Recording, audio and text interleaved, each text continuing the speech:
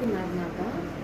ఈరోజు మనము పరిశుద్ధ గ్రంథం నుంచి ఆమోసు 8వ అధ్యాయము 11వ వచనము చూసినట్లయితే, రాబో దినములందు దేశములో నేను క్షామం పుట్టింతును, అది అన్నపానములు లేకపోవట చేత కలుగు క్షామము కాక యెహోవా మాటను వినకపోవటం వలన కలుగు క్షామముగా ఉండును.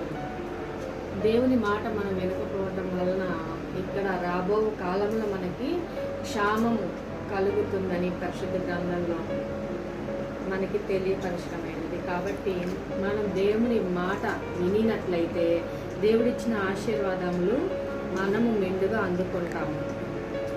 కాబట్టి జనులు యెహోవా మాట వెతుకుటకై ఈ సముద్రం నుండి ఆ సముద్రం వరకును, ఉత్తర దిక్కు నుండి తూర్పు దిక్కు వరకును సంచరించుదురు కానీ అది వారికి దొరకదు.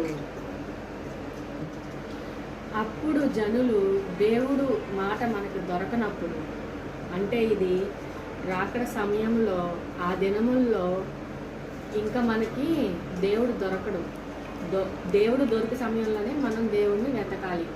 ఇంకా రాకడ వచ్చిన తర్వాత ఇంక దేవుడిని వెతకాలంటే దేవుడు మనకి దొరకడు. కాబట్టి ముందుగానే మనం దేవుడిని వెతికి ఆ రాబో క్షామము నుండి దేవుడు మనల్ని తప్పించాలని కోరుకుంటూ దేవుడి పరిశుద్ధ నామంలో అందరూ ప్రార్థన చేయాలని నేను మిక్కిలి బతులాడుకుంటున్నాను. కాబట్టి చిన్న ప్రార్థన మనం అందరం చేసుకున్నాము. పరిశుద్ధుడా, త్రియేక దేవ, నీ ఘనమైన బంగారు పాదములకు వేలాది వందనములు.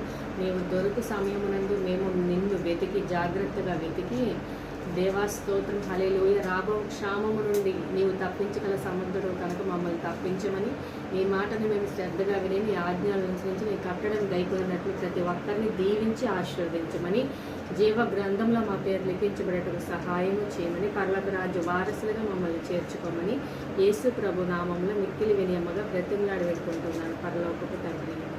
ఆమేన్.